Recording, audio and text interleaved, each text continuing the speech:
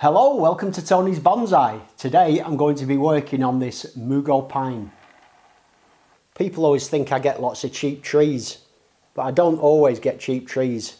This one cost me £2. Late last year I was in B&Q and I saw this on the side and there was no price on it, it was on its own, and I asked the guy working there, I said, how much for this? And he looked and he said, I don't know a price, you can have it for £2. And I said, sold. I am going to take this out of its pot in a moment, but first of all, there's a load of dead branches that may as well be removed. I didn't do any work to this when I first got it, it's just been sat outside in the garden.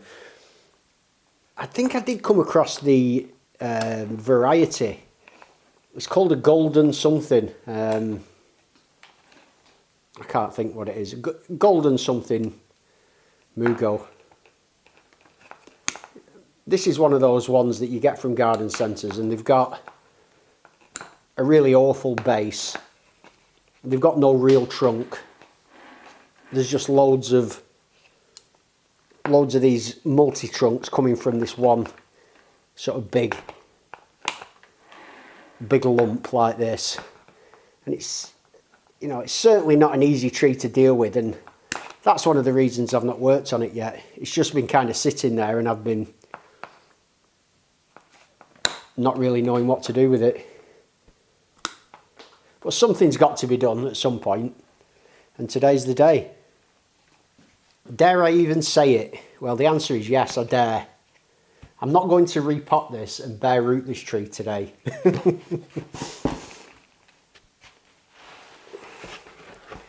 Now we've got some good roots. It's not by no means root bound, it's a bit soggy under there. So it could do with going in some better draining soil. I might just put this out of the rain for a while.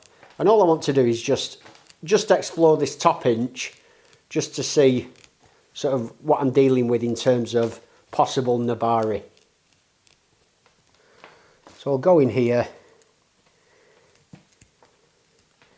remove some of this soil.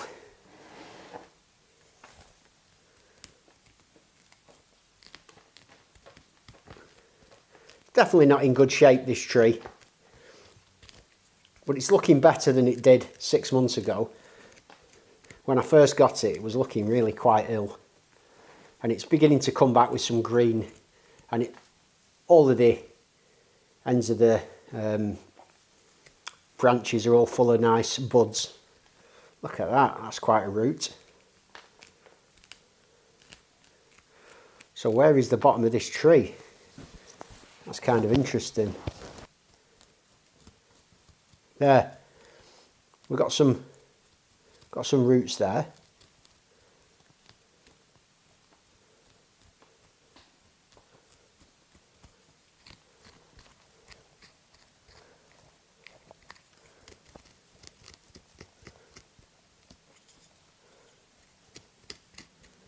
We've got a root there, so they're on the same plane, which is good. It's always good when you get your major roots there. You've got another root there, they're all on the same plane. It means that you're not going to have to hopefully really remove anything, which is nice. I'm still on target here to not do a full bare rooting of this tree. Yeah, there was no need for all this soil to be on the top, this compost. Better to get rid of this. And what I'll do is, I'll remove some of the very soggy soil off the bottom. It looks like we've got quite a good root base going on here, which is always nice to find. Smells absolutely lovely, this pine. I love the smell of pine trees, and this one's really sweet. Just break that edge down a little bit. I know what you're thinking. You're thinking he's doing it, but I'm not. There. I wanted to expose, well, I needed to expose this trunk to see sort of what I'm dealing with and how much I've got. And that's fantastic compared to what I started with, which was just a little stump, like a little bulbous round. At least now I've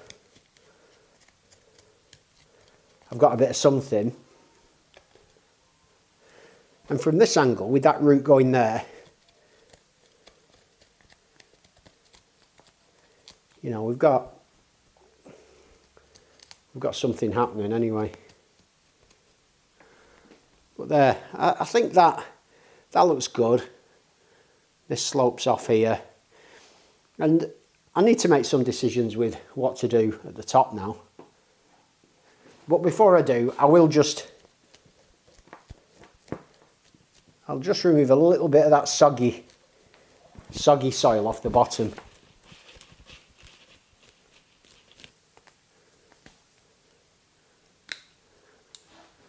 Just a couple coming out. There. Nice. I don't believe it. I took it outside here, quite proud of myself for not having bare rooted it. And look what I spotted in the pot. A vine weevil. There's another one here. So I need to bare root it. I've looked on the internet and there's really a lot of mixed information about what time of year you should work on mugo pines. You know, is it early spring? Is it midsummer? Is it late summer? And there doesn't seem to be any sort of definitive answer. Now, I worked on a mugo pine last year in late spring, early summer, and it nearly died. I did a chop. I didn't go crazy. I did a basic repot and a bit of a chop, and it nearly died. I hardly removed, you know, any foliage, maybe 25%.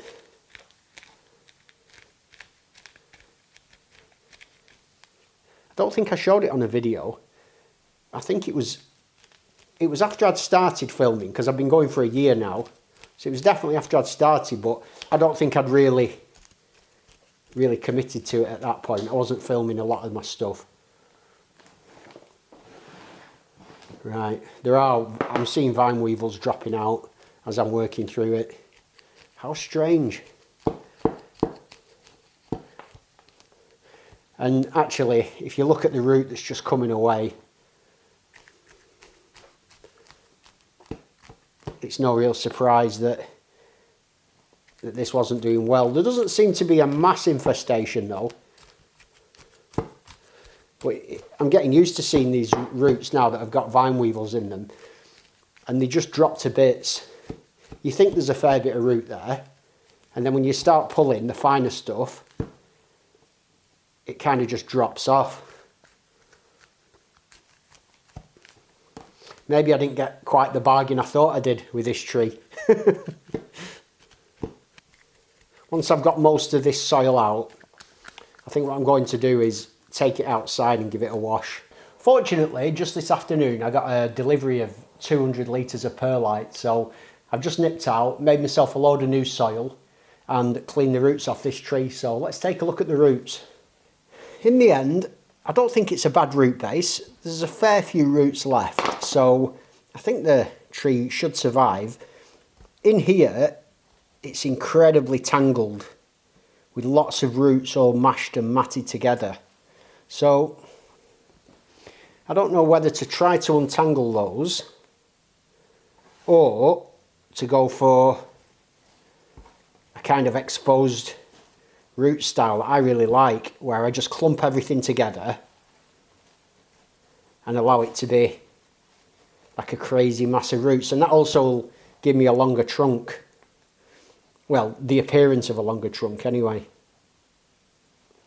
No matter what I do, I either wrap it around like that, but it kind of looks awkward, and No, I just don't like that one. That one can go. Right, that's good. That's gone. The rest of them, they look a lot more, they're all the same sort of size. They all look a lot more reasonable. Yeah, I've got one there that's a little bit tangled.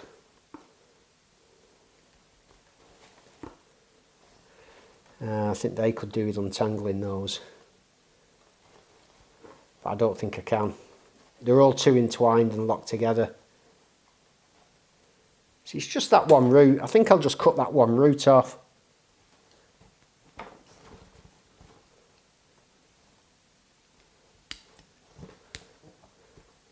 Yeah, I'm happy with that. I'll just take that off.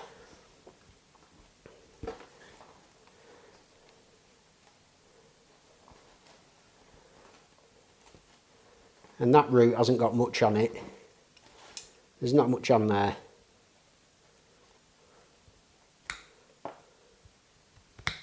That one may as well go. Good.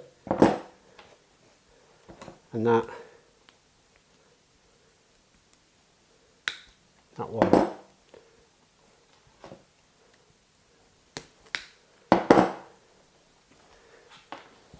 Right, but you see those that I just took off there was very little root on them. They were thick, but they didn't have many fine roots. So I'm okay to get rid of those. The mass of the root is still on. And I'm going to go for this exposed root style like that. Before I apply the vet tape, what I like to do is pour my soil in like this and just try and work the soil into these roots. It's going to be very difficult later, so I think kind of like try and do it now. Work it in there.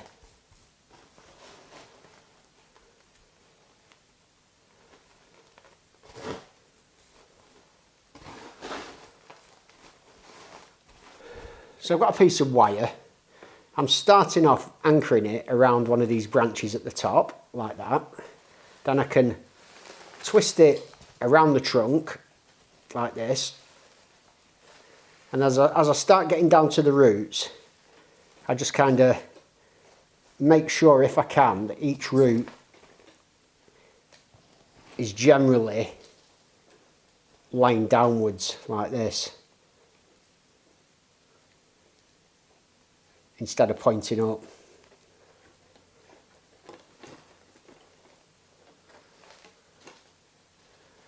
Now, will this technique work on a tree like this that's it's already weakened really through what it's been going through? I don't know. But I didn't pay a lot for the tree. It was already in bad shape. So as I go down, I just release the tension a bit and allow this mass of roots to sort of flare out, with the aim that down the line this will all be exposed and it'll create like really nice flare. It's quite tricky.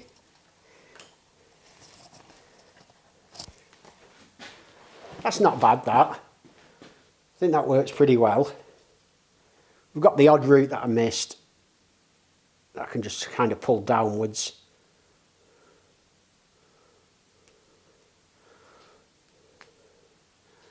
And I'll get that in a pot. I've washed out the pot, put some drainage screen in the bottom. This can now go, I'll flatten that base out a bit. Yeah, that looks good.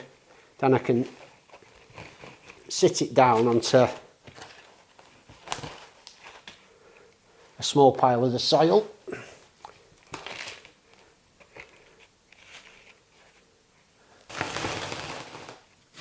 I'll chopstick all that soil down nicely into those base roots.